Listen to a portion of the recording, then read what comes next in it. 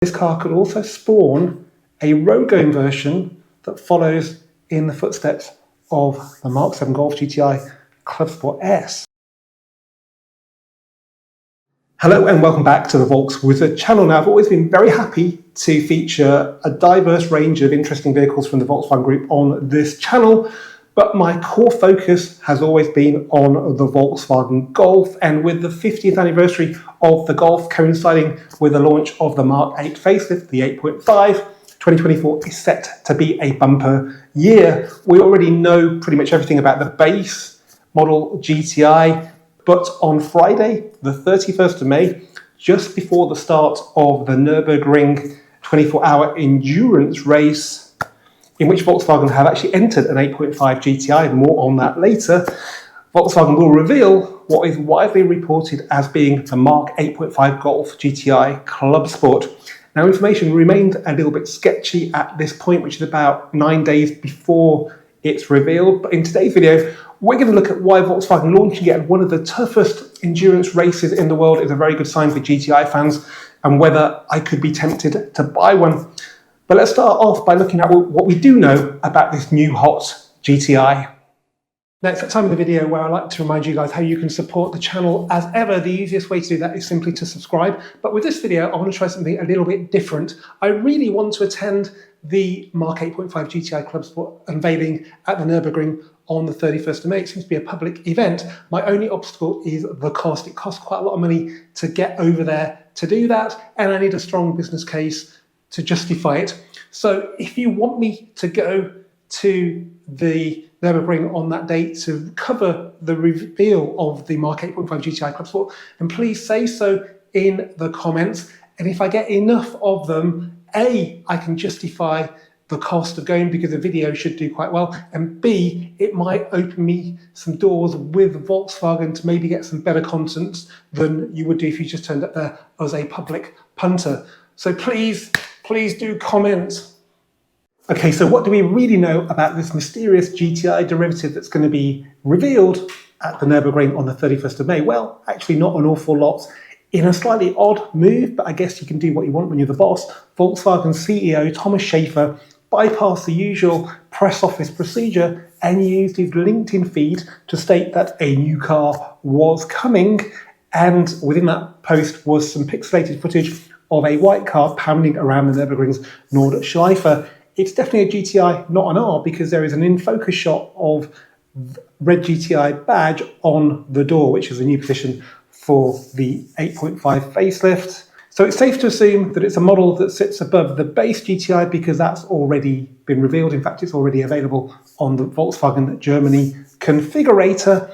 Some channels have said they think it's a Golf GTI Edition 50, but that's not due until 2026. And with the Edition 40, yeah, it came a bit early, but that was at the end of 2015, so we're still 18 months away from that. You have to remember, it's 50 years of the Golf this year, not of the GTI. Evo magazine have said it's the new Clubsport. They're not guessing, they're just saying it is the new Clubsport that's going to be revealed, and I have to agree. And Clubsport has definitely been carried over for the facelift. Do you remember they were going to call it Cup for the Mark 8? They went back to Clubsport very late. It's definitely going to be carried over because Volkswagen have entered a racing car in the Nürburgring 24-hour as the GTI Clubsport 24H. More on that shortly. Now, in Thomas Schaefer's post, the video showed a car with R-style fangs, but spy shots of the 8.5R show that the fangs have been faked to make it look like the old car. So I'm thinking the 8.5R loses the fangs altogether, has a nice rectangular gloss black intake, but the Clubsport might gain fangs that are a little bit bigger than the ones on the R. I can't see them faking the fangs in the footage that was posted by Thomas Schaefer because that was meant to be a real car, just obscured by pixelation. It's also got a black roof. That's about it, but to be perfectly honest, the rest should be quite easy to work out. The base GTI has jumped from 245 to a very healthy 265 horsepower, so the Clubsport really ought to be at least 320, which is actually the same as the Mark 8 Golf R. Speaking of the R, with the Mark 8 version Volkswagen ditched the Haldex rear differential for that and they went to the Magna torque vectoring version. Maybe Volkswagen are going to use a different diff lock system for the Clubsport, ditching the one they use at the moment, which is made by Haldex. Maybe they're going to go for a proper limited slip differential, because there are quite a few reports of that VAQ diff not being up to track use, and there are actually reports of road cars. It seems to be mainly TCRs now that run more power and torque, breaking up the clutches in the VAQ units. So it would be a good time to change to something a little bit stronger. I can't imagine much difference anywhere else dynamically, as the old car was pretty much spot on. Inside, we might get some new style bucket seats with the cutouts and the metal inlays like we've seen on the Passat R-Line, but I don't really expect it to be that different. Obviously, the infotainment system is going to be the new version. Going by the base GTI, we won't even get the DCC Pro option that you get on the new Tiguan and the new Passat. It's just going to be the normal single valve DCC. I guess the bottom line is Volkswagen can't afford to give away too much with the base Clubsport, because the Edition 50 is no more than 2 years away, and that most definitely needs to be more special than the Edition 45 was. With Edition 30, Edition 40, we've got some really good versions of the GTI, and I'm hoping with the Edition 50 they'll pull out all the stops. After all, it could be the very last birthday we celebrate of a Golf GTI. All will be revealed at the Ring Boulevard at 4:30 Central European time on the 31st of May. But the real story, I think, is on the track, not least because Volkswagen are entering a car into the race, but this car could also spawn a road-going version that follows in the footsteps of the Mark 7 Golf GTI Clubsport S. Now, so you can fully appreciate the potential of a racing car-inspired limited edition Golf road car, I'll tell you everything I know at this point about the racing car 10 days before it lines up on the grid for the Nürburgring 24-hour race. Now, in Thomas Schaefer's famous LinkedIn post where he said a new car was coming, which is a GTI derivative, he also said that we are returning to the N24, Nürburgring 24-hour, to celebrate the new car with fans, which is a really big deal, I think. And if you look at the entry list, you will see there is a Golf, a GTI Clubsport 24H. Now, this isn't an official Volkswagen Works entry, but it's as close as you can get. It's been entered by a team called Max Kruse Racing. Max Kruse is a famous German footballer, and his main driver in that team is Benny Leuchter, who is a Volkswagen employee. He's a Volkswagen development driver, he's a Volkswagen driving experience instructor, and he is also the guy who set the Clubsport S ring record back in 2016, and he's a really cool guy.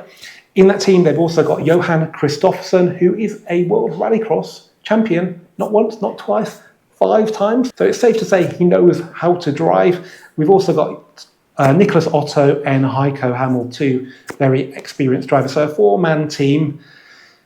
And the car is very interesting. Cast your mind back to 2020, and there was a very depressing release from Volkswagen where they said they were canning the development of the Mk8 Golf GTI TCR racing car because it didn't align with their electric future. 2 of these cars were built and they were developed by Benny Leuchter and Johan Kristoffersson. One of them was destroyed and one of them was put in the Volkswagen Museum. There's actually a really good video on the surviving car by FCP Euro, so I'll put a link to that in the details of this video. Now, this latter car apparently was allowed to be removed from the Volkswagen Classic Museum by Max Kruse Racing and entered into the 2024 Nürburgring 24-hour. It's been completely rebuilt, and last Wednesday, which I think must have been not that long before the race, probably about a week ago from now, it ran for the first time. And very importantly, even though it was built as a TCR car, TCR is basically a set standard where you can race TCRs and TCR races around the world. It's not been entered in the TCR category for the Nürburgring 24-hour. There are some Golfs that are entered in that category.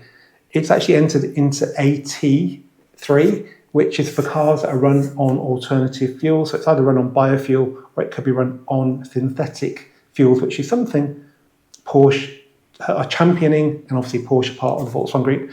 So that would make a lot of sense, and it helps Volkswagen sort of justify these projects because it doesn't just chuck away their sustainability agenda. It is another facet of it alongside the electric vehicles to run internal combustion engine cars on sustainable fuel. So all good from a PR perspective. So we know for definite Volkswagen are entering a GTI Clubsport 24H in the Nürburgring 24 Hour. And we know on the day before the race, Volkswagen will reveal a car that is almost definitely going to be the Mark 8.5 Golf GTI Clubsport.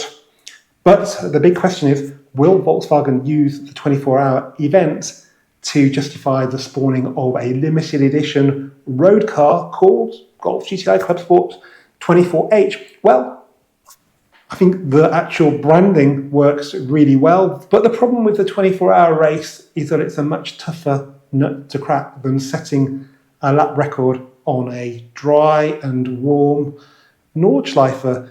We have so many factors. We have the weather, we have the number of other cars, the different categories, the speed differences between all those. To choose to use this event as justification for making a road car is a bit of a tricky one, because you might crash out on the first lap, and that really doesn't give you the momentum to launch a road car project off the back of it. So I think, unfortunately, it's probably quite unlikely. Do we think Volkswagen are going to go back into customer racing with a Mark 8.5 TCR you can actually buy and race? Yeah, I'm not too sure about that either, really. There are other brands in the Volkswagen Group that are still selling racing cars. I think Audi, for definitely you can buy an RS3 LMS, which is actually a 4-cylinder turbo, just like the Golf GTI TCR racing car. So they don't really need to do it from a commercial perspective. I think this may be to give the GTI brand a big boost, off which then they can launch the ID GTI, which is coming, I think, in the next sort of year or two, because that's a very important car for Volkswagen. The ID range, as far as I can tell, hasn't really been accepted very well by customers. And we've also got the problem of Chinese government subsidizing EV sales in Europe, making all the European cars look really expensive. So couple that with bad consumer demand, and it's not a very good forecast for Volkswagen Group profitability when it comes to their electric vehicles. So yeah, maybe this is sort of going to sort of help that ID GTI become a profitable EV for VW. We shall see, but what I do know is that it's great news that Volkswagen are racing, and it's brilliant news that we're getting a new Clubsport, which undoubtedly will be better in many ways than the old car, which in my opinion is already a really good car.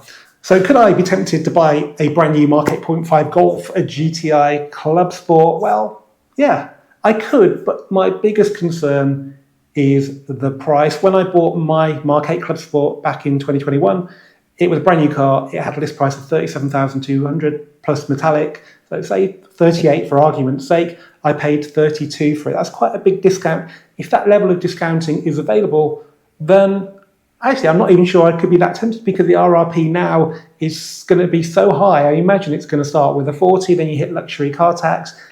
I just don't think it's going to be particularly good value for money. That's what happened with the GTI, a car I championed at £12,750, but completely lost interest in when it was nearly like 20,000. So for me, as I've said in the previous video, initially the biggest advantage of the 8.5 Clubsport coming out is that hopefully we'll see a lot of 8s on the market, and they will drop to around 20k, because the way they drive is going to be hard to improve on. And yes, the infotainment system isn't ideal, but I don't really think it's a deal breaker when these cars are going to be so cheap on the second-hand market. But I will reserve judgment until I experience the Mark 8.5 GTI Clubsport. As ever, guys, thanks for watching this Volks was a video. Keep subscribing, keep commenting, because without you Volks, there'd be no Wizard.